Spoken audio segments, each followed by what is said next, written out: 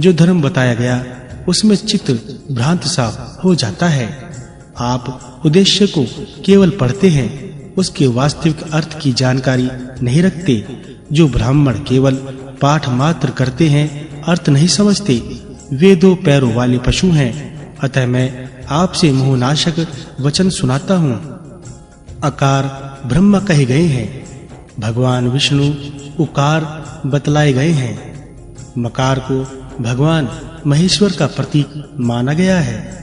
ये तीन गुणमय स्वरूप बताए गए हैं। ओमकार के मस्तक पर जो अनुस्वारूप है, अर्धमात्र है, वह सर्वोत्कृष्ट भगवान सदाशिव का प्रतीक है। यह है ओमकार की महिमा, जिसका वर्णन कोटि-कोटि ग्रंथों द्वारा 10,000 वर्षों में भी नहीं किया जा सकता। पुनः जो मातृका का सार सर्वस्व बताया गया है, उसे सुनिए। अकार से लेकर ओकार तक जो 14 स्वर हैं, वे 14 मनुस्वर हैं। स्वयंभू, स्वारोचिष, उत्तम, रेवत, तामस, छठे, चाक्षुष, सातवें विवस्त्व जो इस समय वर्तमान है, सावरणी, ब्रह्म सावरणी, रुद्र सावरणी, दक्ष सावरणी, धर्म सावरणी, रोच्य तथा भोत्य, ये 14 मनु हैं। श्वेत, पांडु, लोहित, ताम्र, पीत, कपिल, कृष्ण, श्याम, धूम्र, अधिक पिंगल, थोड़ा पिंगल, तिरंगा, बहुरंगा तथा कबरा, ये क्रमशः 14 मनुओं के रंग है। पिताजी विवस्तु मनु रंगकार स्वरूप है, उनका रंग काला बतलाया जाता है। का से लेकर हा तक 33 देवता है। का से लेकर ठा तक तो 12 आदित्य माने गए हैं। डा से लेकर बा तक तो अक्षर हैं, वे 11 रुद्र हैं। भा से लेकर शा तक 8 वसु माने गए हैं। सा और हा ये दोनों अश्विनी कुमार बताए गए हैं। इस प्रकार ये 33 देवता कहे जाते हैं। पिताजी अनुस्वार, विसर्ग, जीभा मूल्य, उपधुमान्य, ये 4 अक्षर जरायुज, अंडज, स्वेदज और उभिदजुज नामक 4 प्रकार के जीव बताए गए हैं। पिताजी यह भावार्थ बताया गया है। अब तत्व अर्थ सुनिए। जो पुरुष इन देवताओं का आश्रय लेकर कर्म अनुष्ठान में तत्पर होते हैं, वे ही अर्धमात्रा स्वरूप नित्य पद सदाशिव में लीन होते हैं। 4 प्रकार के जीवों में से कोई भी जीव मन, वाणी और क्रिया द्वारा इन देवताओं का भजन करता है, तभी उसे मुक्ति प्राप्त होती है। जिस शास्त्र में पापी मनुष्य के द्वारा ये देवता नहीं माने गए हैं, उस शास्त्र को यदि साक्षात ब्रह्म जी भी कहें तो नहीं मानना चाहिए। ये सब देवता वैदिक मार्ग में सर्वत्र प्रतिष्ठित हैं। अतः जो दुरात्मा इन देवताओं का उल्लंघन करके तप, दान अथवा जप करते हैं, वे वायु प्रधान मार्ग में जाकर सर्दी से कांपते रहते हैं। अहो अजितेंद्रिय मनुष्य के मोह की महिमा तो देखो। वे पापी मात्र का पढ़ते हैं, परंतु इन देवताओं को नहीं मानते। सुतनु कहते हैं, पुत्र की यह बात सुनकर पिता को बड़ा विस्मय हुआ। उन्होंने और भी बहुत से प्रश्न पूछे। पुत्र ने भी उनके प्रश्नों के अनुसार ठीक-ठीक उत्तर दिया। मुने, मैंने भी उसी प्रकार तुम्हारे मातृका संबंधी उत्तम प्रश्नों का समाधान किया है। दूसरा, अब 25 वस्तुओं से बने हुए गृहस्थ संबंधी द्वितीय प्रश्नों का उत्तर सुनिए। 5 महाभूत, 5 कामेंद्रियां, 5 ज्ञानेंद्रियां, 5 विषय, मन, बुद्धि, अहंकार, प्रगति और पुरुष, ये 25 तत्व हैं। 25वां तत्व पुरुष है, जो सदाशिव स्वरूप है। इन 25 तत्वों से संपन्न हुआ यह शरीर ही घर कहलाता है। जो इस शरीर को इस प्रकार तत्वतः जानता है, वह कल्याण में परमात्मा को प्राप्त होता है। तीसरा, वेदांतवादी विद्वान बुद्धि को ही अनेक रूप वाली स्त्री कहते हैं, क्योंकि वही नाना प्रकार के विषयों अथवा पदार्थों का सेवन करने से अनेक रूप ग्रहण करती है। किंतु अनेक रूपा होने पर भी वह एकमात्र धर्म के संयोग से एक रूपा ही रहती है। जो इस तत्व अर्थ को जानता है वह धर्म का आश्रय लेने के कारण कभी नरक में नहीं पड़ता। चौथा, मुनियों ने जिसे नहीं कहा है तथा जो वचन देवताओं की मान्यता नहीं स्वीकार करता उसे विद्वानों ने विचित्र कथा से मुक्त बंधन वाक्य विन्यास कहा है तथा जो कामयुक्त वचन है वह भी इसी श्रेणी में है। ऐसा वचन सुनने और मानने योग्य नहीं है, वास्तव में वह बंधन ही है। पांचवा, अब पांचवें प्रश्न का समाधान सुनिए। एकमात्र लोभ ही इस संसार समुद्र के भीतर महान ग्रह है। लोभ से पाप में प्रवृत्ति होती है, लोभ से क्रोध प्रकट होता है, लोभ से कामना होती है, लोभ से ही मोह माया शठता अभिमान स्तंभ जड़ता दूसरों के धन की स्पृहा अविद्या और मूर्खता होती है। यह सब कुछ लोभ से ही उत्पन्न होता है। दूसरे के धन का अपहरण, पराई स्त्री के साथ बलात्कार, सब प्रकार के दुस्साहस में प्रवृत्ति तथा न करने योग्य कार्यों का अनुष्ठान भी लोभ की ही प्रेरणा से होता है। अपने मन को जीतने वाले संयमी पुरुष को उचित है कि वह उस लोभ को मोह सहित जीते। जो लोभी और अजीतात्मा है उन्हीं में दंभ, द्रोह, निंदा, चुगली और दूसरों से डहा ये सब दुर्गुण प्रकट होते हैं। जो बड़े-बड़े शास्त्रों को याद रखते हैं और दूसरों की शंकाओं का निवारण करते हैं, ऐसे बहुयज्ञ विद्वान भी लोभ के वशीभूत होकर नीचे गिर जाते हैं। लोभ और क्रोध में आसक्त मनुष्य सदाचार से दूर हो जाते हैं। उनका अंतःकरण छुरे के समान तीखा होता है, परंतु ऊपर से वे मीठी बातें करते हैं। ऐसे लोग तिनकों से ढके हुए कुएं के समान भयंकर होते हैं। वे ही लोग केवल युक्तिवाद का सहारा लेकर अनेकों पंथ चलाते हैं। लोभवश मनुष्य समस्त धर्म मार्गों का लोप कर देते हैं। लोभ से ही कुटुंबी जनों के प्रति निष्ठुरतापूर्ण बर्ताव करते हैं। कितने ही नीच मनुष्य लोभवश धर्म को अपना ब्रह्म आभूषण बना धर्म ध्वजी होकर जगत को लूटते हैं। वे सदा लोभ में डूबे रहने वाले महान पापी हैं। राजा जनक, युवनाशव, वृषादर्भी, प्रसेनजित तथा और भी बहुत से राजा लोभ का नाश करके स्वर्गलोक में गए हैं। इसलिए जो लोग लोभ का परित्याग करते हैं वे ही इस संसार समुद्र के पार जाते हैं। इनसे भिन्न लोभी मनुष्य ग्रह के चंगुल में ही फंसे हुए हैं, इसमें संशय नहीं है। विप्रवर, अब आप ब्राह्मण के 8 भेदों का वर्णन सुने।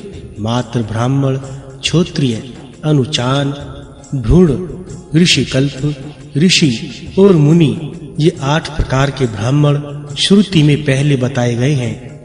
इनमें विद्या और सदाचार की विशेषता से पूर्व की अपेक्षा उत्तरोत्तर श्रेष्ठ है।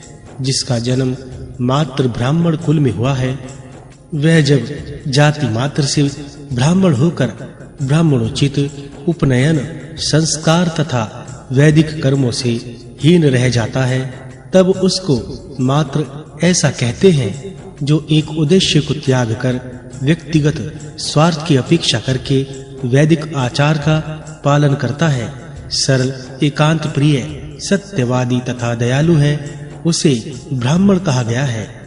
जो वेद की किसी एक शाखा को कल्प और 6 अंगों सहित पढ़कर ब्राह्मणोचित 6 कर्मों में संलग्न रहता है वह धर्मज्ञ विप्र क्षोत्रिय कहलाता है। जो वेदों और वेदांगों का तत्वज्ञ, पाप रहित, शुद्ध चित्त, श्रेष्ठ क्षोत्रिय विद्यार्थियों को पढ़ाने वाला और विद्वान है वह अनुचान माना गया है।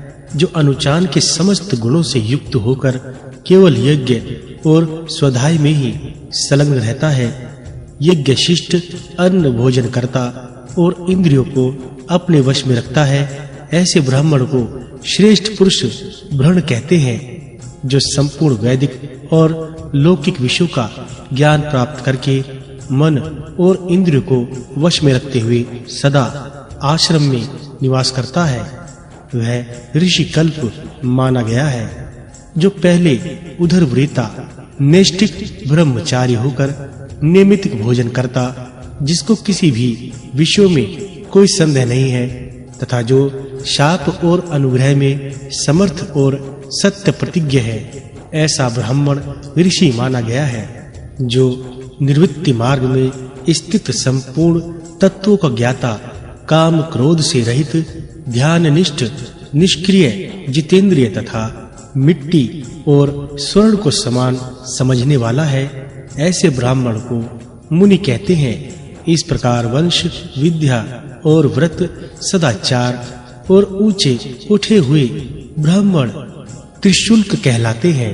वे ही यज्ञ आदि में पूजे जाते हैं। इस प्रकार 8 भेदों वाले ब्राह्मण तत्व का वर्णन किया गया है। अब युग आदि तिथियां बतलाई जाती हैं। कार्तिक मास के शुक्ल पक्ष की नवमी तिथि सतयुग की आदि बताई गई है। वैशाख शुक्ल पक्ष की जो तृतीया है, वह त्रेता युग की आदि कही जाती है। माघ कृष्ण पक्ष की अमावस्या को विद्वानों ने द्वापर की आदि तिथि माना है और भाद्र कृष्ण त्रयोदशी कलयुग की प्रारंभ तिथि कही गई है। ये 4 युग आदि तिथियां हैं। इनमें किया हुआ दान और होम अक्षय जानना चाहिए। प्रत्येक युग में 100 वर्षों तक दान करने से जो फल होता है, वह युग आदि काल में एक दिन के दान से प्राप्त हो जाता है। ये युग आदि तिथियां बताई गई हैं। अब मनवंतर की प्रारंभिक तिथियों को श्रवण कीजिए। अश्विनी शुक्ला नवमी, कार्तिक की द्वादशी, चैत्र और भाद्र की तृतीया, फाल्गुन की अमावस्या, पौष की एकादशी, आषाढ़ की दशमी, माघ की सप्तमी, श्रावण की कृष्णा अष्टमी, आषाढ़ की पूर्णिमा, कार्तिक की पूर्णिमा, फाल्गुन, चैत्र और ज्येष्ठ की पूर्णिमा। ये मनवंतर की आदि तिथियां हैं, जो दान के पुण्य को अक्षय करने वाली है।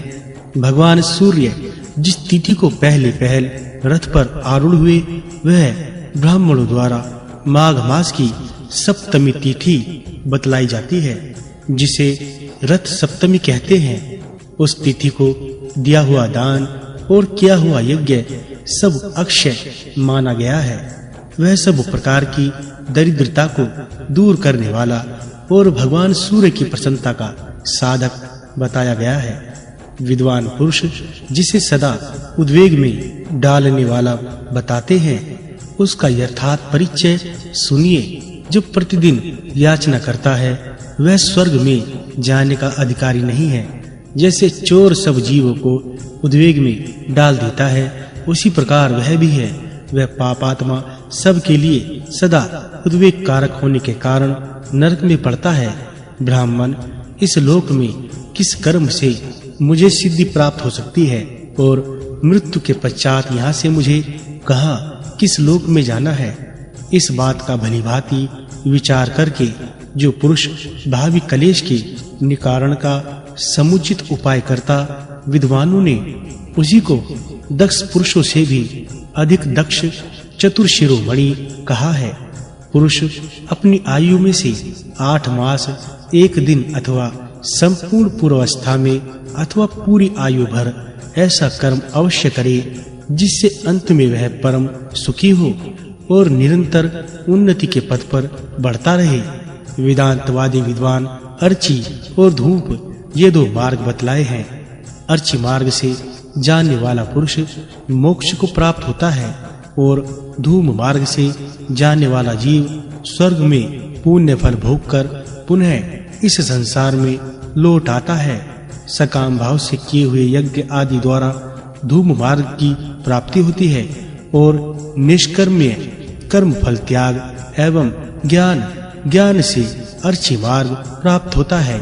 इन दोनों से भिन्न जो अशास्त्रीय मार्ग है, वह पाखंड कहलाता है, जो देवताओं तथा मनुप्रोक्त धर्मों को नहीं मानता, वह उक्त दोनों मार्गों को नहीं प्राप्त होता। इस प्रकार वह तत्व अर्थ का निरूपण किया गया है। विप्रवर, आपके इन प्रश्नों का यथाशक्ति समाधान किया गया है। यह ठीक है या नहीं, इसको आप बतलाइए। साथ ही अपना परिचय भी दीजिए। नारद जी के द्वारा कलाप ग्राम के ब्राह्मणों को महिसागर संगम में ले आना और वहां उन्हें भूमि आदि देकर पुण्य स्थान की स्थापना करना। नारद जी कहते हैं, अर्जुन, इस प्रकार अपने प्रश्नों का समाधान सुनकर मेरे संपूर्ण शरीर में रोमांच हो आया। तब मैंने अपने स्वरूप को प्रकट करके उन ब्राह्मणों से इस प्रकार कहा, अहो मेरे पिता ब्रह्म जी धन्य हैं, जिनकी सृष्टि के बालक भी आप जैसे ब्राह्मण शिरोमणि के रूप में विद्यमान हैं। मुझे अपने जन्म का फल प्राप्त हो गया, क्योंकि आप जैसे निष्पाप और उपद्रव शून्य महात्माओं का मैंने दर्शन किया।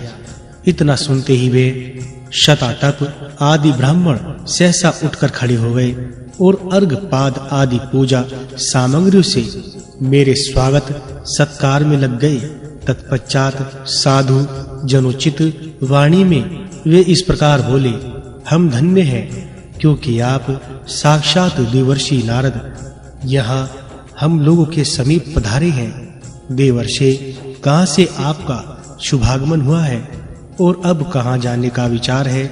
मुनि श्रेष्ठ, इस आश्रम पर पधारने की क्या आवश्यकता थी? वह कार्य आप हमें बतावें। नारद जी बोले, मैं ब्रह्म जी के आदेश से महिसागर संगम नामक महातीर्थ में ब्राह्मणों को उत्तम स्थान दान करना चाहता हूँ। इसके लिए आप लोग मुझे आज्ञा दें। मेरे ऐसा कहने पर शातातप ने सब ब्राह्मणों की ओर दृष्टि डालकर जो कहना आरंभ किया, नारद जी, यह सत्य है कि भारतवर्ष देवताओं के लिए भी दुर्लभ है। उसमें भी महिसागर संगम के विषय में तो क्या कहना है, जहाँ स्नान करने वाला पुरुष संपूर्ण महातीर्थों में स्नान करने का फल प्राप्त कर लेता है। आपके प्रस्ताव में एक ही महान दोष है, जिससे हम लोग निरंतर डरते रहते हैं। वहाँ बहुत से निर्दयी और दुस्साहसपूर्ण कर्म करने वाले चोर हैं, जो हमारे जैसे तपस्वियों का धन हर लेते हैं। स्पर्श वर्णों में जो 16वां और 21वां अक्षर है, वही हमारा धन है। उस धन से हीन हो जाने पर हमारा जन्म कैसा निरर्थक हो जाएगा। हम चोरों के हाथों में ना पड़े, यही हमारी अभिलाषा है। अर्जुन ने पूछा, ब्राह्मण, वे चोर कौन हैं और कौन सा धन हर लेते हैं? नारद जी ने कहा, कुंती नंदन, काम और क्रोध आदि दोष ही चोर हैं, और तप ही उन ब्राह्मणों का धन है, जिसके अपहरण के भय से उन्होंने मुझसे वैसी बात कही थी। तब हारित मुनि बोले, कौन अपनी मूढ़ बुद्धि के कारण महिसागर संगम नामक तीर्थ का त्याग करेगा, जहाँ स्वर्ग और मोक्ष सदा हाथ में रहते हैं? हमारे हृदय में भगवान उमानाथ का निवास है। वे दृढ़ता पूर्वक हमारा पालन करते हैं। उनके रहते हुए वहाँ चोरों का भय हमारा क्या कर लेगा? नारद जी, आपके कहने से मैं वहाँ चलूंगा। मेरे परिवार में 26,000 ब्राह्मण हैं। वे सब के सब अध्ययन, अध्यापन आदि 6 कर्मों में तत्पर, बाहर भीतर से शुद्ध तथा लोभ और दंभ से रहित हैं। उन सब के साथ मैं वहाँ चल सकता हूँ, यह मेरा उत्तम निश्चय है। उनके ऐसा कहने पर मैंने उन सब ब्राह्मणों को अपने दंड के ऊपर चढ़ा लिया और बड़ी प्रसन्नता के साथ सहसा आकाश मार्ग से लौट पड़ा। बीच में 100 योजन तक हिम का मार्ग है। उसे लांघकर उन ब्राह्मणों के साथ में केदार क्षेत्र में आ पहुंचा। वह हिम प्रदेश आकाश मार्ग से या बिल के मार्ग से तथा भगवान कार्तिकेय के प्रसाद से लांघा जा सकता है। इसके लिए दूसरा कोई उपाय नहीं है। अर्जुन ने पूछा, नारद जी, कलाप ग्राम कहाँ है? उसका मार्ग बिल के द्वारा किस प्रकार लांघा जा सकता है तथा स्वामी कार्तिकेय का कृपा प्रसाद कैसे प्राप्त होगा, ये सब बातें मुझे बताइए। नारद जी बोले, केदार क्षेत्र से आगे 100 योजन तक हिम संयुक्त प्रदेश माना गया है। उसके अंत में 100 योजन विस्तार वाला कलाप ग्राम है। उसके अंत में 100 योजन तक बालू का समुद्र बताया जाता है। उसके बाद 100 योजन विस्तार वाला वह प्रदेश है जिसे भूमि स्वर्ग कहते हैं। बिल के मार्ग से वह जिस प्रकार जाना हो सकता है उसे सुनो। अन्न और जल का त्याग करके उपवास पूर्वक दक्षिण दिशावर्ता भगवान कार्तिकेय की आराधना करें। कार्तिकेय जी साधक को पाप रहित हुआ मानते हैं। तब स्वप्न में प्रकट होकर आदेश देते हैं कि तुम अभिष्ट स्थान की यात्रा करो। कार्तिकेय जी के स्थान से पश्चिम एक बहुत बड़ी गुफा है। वह 700 योजन दूर तक गई हुई है। कार्तिकेय जी की आज्ञा मिलने के पश्चात उसी में प्रवेश करके आगे बढ़ना चाहिए। उसके भीतर मरकत मणि का एक शिवलिंग है जो सूर्य के समान प्रकाश करने वाला है। उस शिवलिंग के आगे अत्यंत स्वच्छ स्वर्ण के रंग की मिट्टी मिलती है। वहां शिवलिंग को नमस्कार करके तथा उस पीली मिट्टी को हाथ में लेकर स्तंभ तीर्थ में आना चाहिए। वहां भगवान कुमार तथा वराह देव की आराधना करके आधी रात होने पर कुएं से जल निकालना चाहिए। उस जल और मिट्टी से दोनों आंखों में अंजन करना चाहिए। साथ ही संपूर्ण शरीर में उस जल और मिट्टी का उबटन लगाना चाहिए। उस अंजन के प्रभाव से कदाचित 60 कदम चलने पर उसे एक सुंदर बिल दिखाई देता है। तदंतर उस बिल के भीतर से होकर वह यात्रा करे। वह कारिश नामक बड़े भयंकर कीड़े होते हैं, परंतु वे उस उबटन के प्रभाव से साधक को डसते नहीं।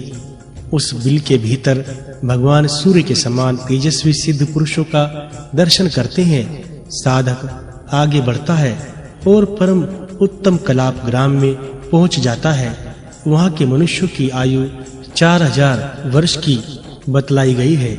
वहां सब लोग फलों का ही भोजन करते हैं। इस प्रकार बिल के मार्ग से कलाप ग्राम तक पहुंचने की विधि बताई गई है। अब आगे जो कुछ हुआ उसको श्रवण करो। अपनी तपस्या की शक्ति से अत्यंत सूक्ष्म रूप धारण करने वाले उन ब्राह्मणों को दंड के उग्र भाग पर रखकर मैं महिसागर संगम में तीर्थ में आया हूँ और वह पवित्र जलाशय के तट पर उतारकर उन्हें स्वतंत्र कर दिया। फिर उन श्रेष्ठ ब्राह्मणों के साथ मैंने संपूर्ण दोषों को दग्ध करने के लिए दावानल सदृश महिसागर संगम तीर्थ में स्नान किया और देवताओं तथा पितरों का तर्पण करके परम उत्तम गायत्री मंत्र का जप करते हुए हम सब लोग संगम के समीप बैठ गए। हृदय में भगवान विष्णु का ध्यान करते हुए भगवान सूर्य की ओर देखते रहे। इसी समय इंद्र आदि देवता, सूर्य आदि संपूर्ण ग्रह, लोकपाल, 8 देव जातियां, गंधर्व तथा अप्सराओं के समूह ये सब वहां आ पहुंचे। तदंतर महामुनि कपिल जी भी वहां आए और नारद जी से इस प्रकार बोले, देवर से मुझे 8000 ब्राह्मण दीजिए। कलाप ग्राम के निवासी इन ब्राह्मणों को मैं भूमि दान करूंगा, आप इसकी व्यवस्था करें। तब मैंने उनसे प्रतिज्ञा पूर्वक कहा, महामुनि ऐसा ही होगा। आप भी यह उत्तम कपिल स्थान का निर्माण करें। श्राद्ध में अथवा श्राद्ध उपयोगी समय प्राप्त होने पर जिसके आश्रम में आया हुआ अतिथि विमुख लौट जाता है, उसका सब सत्कर्म निष्फल होता है। जो अतिथि का पूजन स्वागत सत्कार नहीं करता, वह रौरव नरक में जाता है। जिसके द्वारा अतिथि का पूजन होता है, वह संपूर्ण देवताओं के द्वारा स्वयं ही पूजित होता है। इसलिए उस तीर्थ में दान और यज्ञ के द्वारा मैंने कपिल मुनि को भोजन कराया। तत्पश्चात मैंने श्रीमान हारित मुनि को उनका चरण पखारने के लिए बुलाया।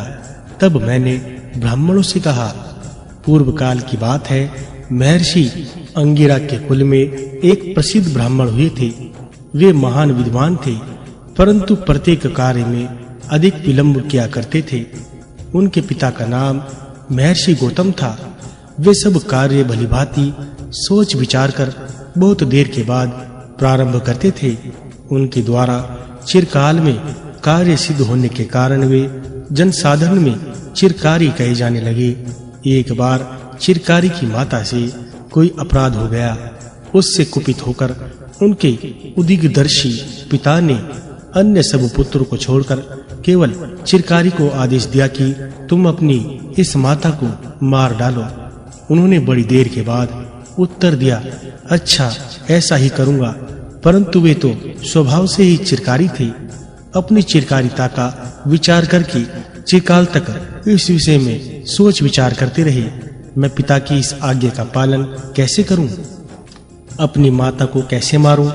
पिता के आज्ञा पालन रूप धर्म का बहाना लेकर इस मातृ हत्या रूप अधर्म में कैसे डूब जाऊं? माना कि पिता की आज्ञा का पालन सबसे बड़ा धर्म है, परंतु उसी प्रकार माता की रक्षा भी तो मेरा अपना धर्म है। पुत्र तत्व सर्वथा परतंत्र है। पुत्र माता और पिता दोनों के अधीन है। स्त्री की उसमें भी माता की हत्या करके कभी भी कौन सुखी रह सकता है? ऐसे ही पिता की भी अवहेलना करके कौन प्रतिष्ठा प्राप्त कर सकता है? पुत्र के लिए यही उचित है कि पिता की अवहेलना ना करे, साथ ही उसके लिए माता की रक्षा करना भी उचित है। शरीर आदि जो देने योग्य वस्तु हैं, उन सब को एकमात्र पिता देते हैं। इसीलिए पिता की प्रत्येक आज्ञा का पालन करना चाहिए। पिता की आज्ञा का पालन करने वाले पुत्र के पूर्वकृत पातक भी धुल जाते हैं।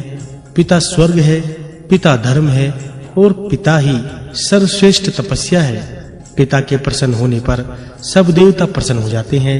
यदि पिता प्रसन्न है तो पुत्र के सब पापों का प्रायश्चित हो जाता है।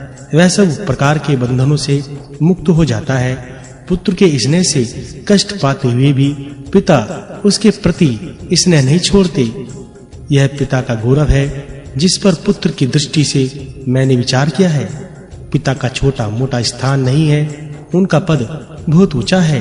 अब मैं माता के विषय में विचार करूंगा। मेरे इस मानव जन्म में जो यह पंचभूतों का समुदाय रूप शरीर प्राप्त हुआ है, इसका कारण तो मेरी माता ही है। जिसकी माता जीवित है वह सनाथ है, जो मातृहीन है वह अनाथ है। पुत्र और पौत्र से युक्त मनुष्य यदि 100 वर्ष की आयु के बाद भी अपनी माता के आश्रय में जाता, वह तो 2 वर्ष के बालक की भांति आचरण करता है। पुत्र समर्थ हो या असमर्थ, दुर्बल हो या पुष्ट, माता उसका विधिवत पालन करती है। माता के समान कोई तीर्थ नहीं है, माता के समान कोई गति नहीं है, माता के समान कोई रक्षक नहीं है तथा माता के समान कोई प्याऊ नहीं है। माता अपने गर्भ में धारण करने के कारण धात्री है, जन्म देने वाली होने से जननी है, अंगों की वृद्धि करने के कारण अम्बा है, वीर पुत्र का प्रसव करने के कारण वीर प्रसव कहलाती है। शिशु की शुश्रूषा करने से वह शक्ति कही गई है तथा सदा सम्मान देने के कारण उसे माता कहते हैं। मुनि लोग पिता को देवता के समान समझते हैं, परंतु मनुष्य और देवताओं का समूह माता के समीप नहीं पहुंच पाता, माता की बराबरी नहीं कर सकता। पतित होने पर गुरुजन भी त्याग देने योग्य माने गए हैं, परंतु माता किसी प्रकार भी त्याज्य नहीं है।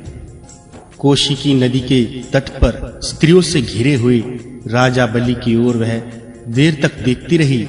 केवल इसी अपराधवश पिता ने मुझे अपनी माता को मार डालने का आदेश दिया है। चिरकारी होने के कारण वे इन्हीं सब बातों पर अधिक समय तक विचार कर रहे हैं, परंतु उनकी चिंता का अंत नहीं हुआ। इसी समय उदार बुद्धि वाले मेधातिथि गौतम दुखी हो आंसू बहाते हुए इस प्रकार चिंता करने लगे, अहो पतिव्रता नारी का वध करके मैं पाप के समुद्र में डूब गया हूँ। अब कौन मेरा उद्धार करेगा? मैंने उदार विचार वाले चिरकारी को बड़ी शीघ्रता से वह कठोर आज्ञा दे दी थी। यदि यह सचमुच चिरकारी हो तो मुझे पाप से बचा सकता है। चिरकारी